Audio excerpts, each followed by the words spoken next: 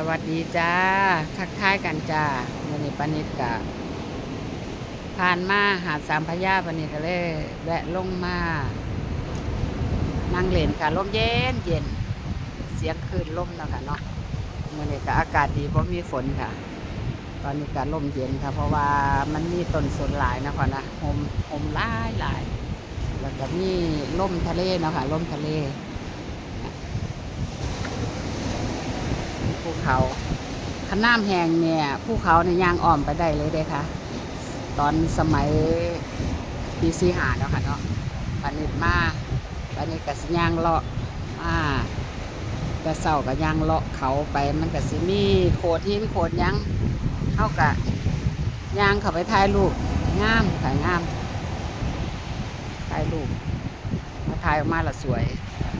นี่เนาะทางคุณก็คือกันค่ะทางพูดเนาะมาสิมีเขาเนาะปานิดก็เป็นคนที่มักถ่ายรูปค่ะมาถ่ายรูปเขาไปกับถ่ายท่านนั่นท่านนี่โอ้ยสมัยตะกี้เนาะล่างเป็นฟิล์มล่างเนาะว่าแม่นหน่อยๆล่างเทละเป็นพันกันมาถ่ายจังสิ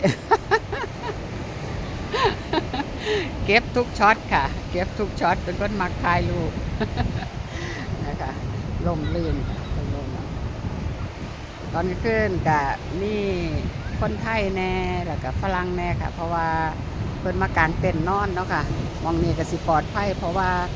เป็นเขตทหารค่ะแต่สิมีร้านอาหารค่ะห้องอ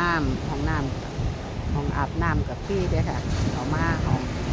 องอาบน้ำฟรีค่ะนี่ร้านอาหารค่ะเอาก็สั่ง